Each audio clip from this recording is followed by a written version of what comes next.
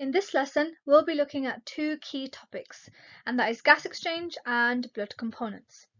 We're going to start off with gas exchange, but before we can get into the details, we need to be able to understand and recognize the different features of the respiratory system.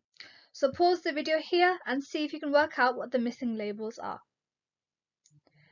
Right, let's see if you answered correctly. You should have got the following answers. Now, this label over here is pointing to the trachea, or you might have heard of it as being referred to as the windpipe. And air actually enters the lungs through here. The lungs can be found here, just beneath the rib cage. And the trachea, if we go back to it over here, actually splits off into two structures called the bronchi. It's unclear on the diagram, but these bronchi then lead to smaller bronchioles, which then lead to even tinier little air sacs called alveoli.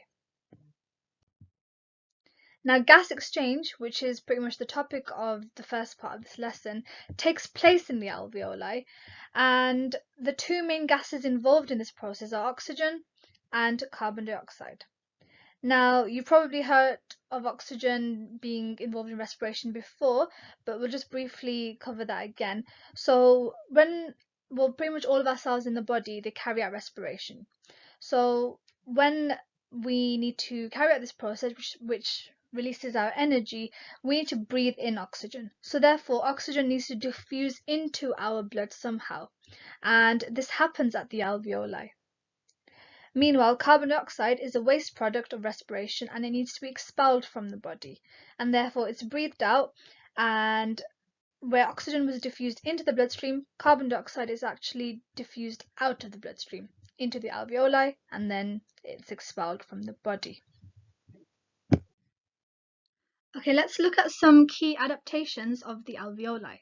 So firstly, the fact that they've got a good blood supply means that they can take oxygen away to the cells really easily, and the way that they do this is by maintaining a concentration gradient.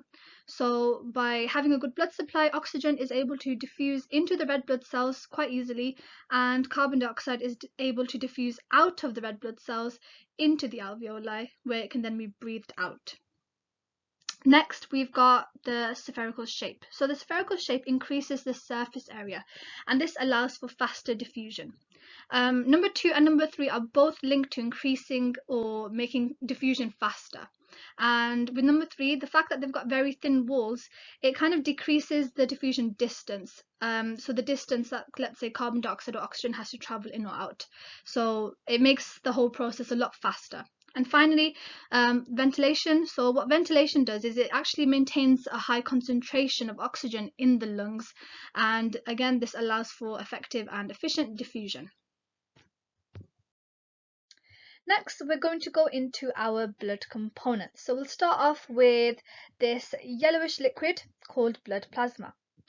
The plasma transports all of our blood cells and other substances around the body. So the three main components that we're going to look at are carbon dioxide, urea, and small soluble products of digestion, such as glucose.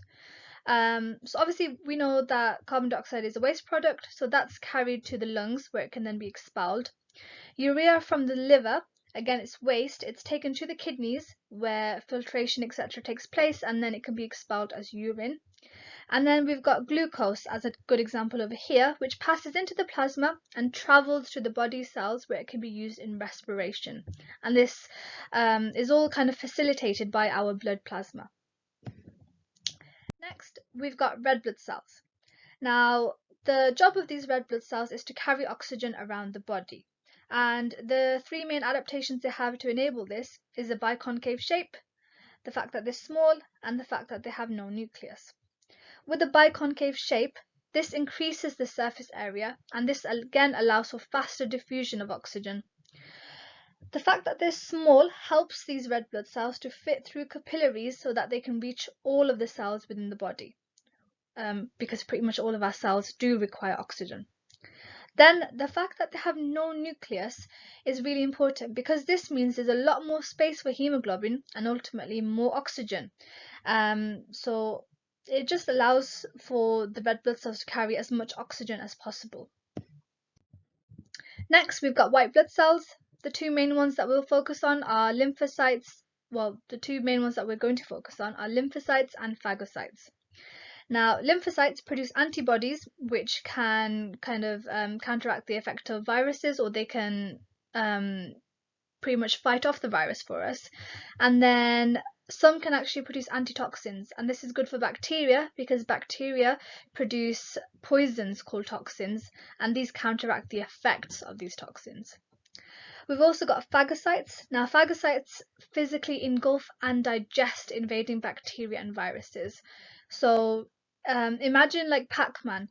They literally come along and they see a little bacteria or a virus and they'll pretty much gobble it up and then digest it. That's one way of imagining it. Finally, let's look at platelets. So, platelets are small fragments of cells which don't have any nuclei.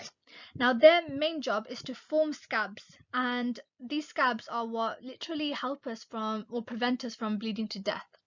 Now, imagine you had a massive cut on your knee and you were bleeding away, but your platelets did not come along to, clot your blood. That's going to lead to no barrier being formed on the surface of your skin. So therefore, the blood literally just exits until you have none left, and eventually you will die.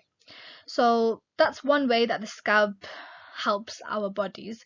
But another way is that they prevent infection. So when these platelets form the scabs, they actually stop bacteria and other microorganisms from entering our body and causing infection. So it's like a really good protective barrier, essentially.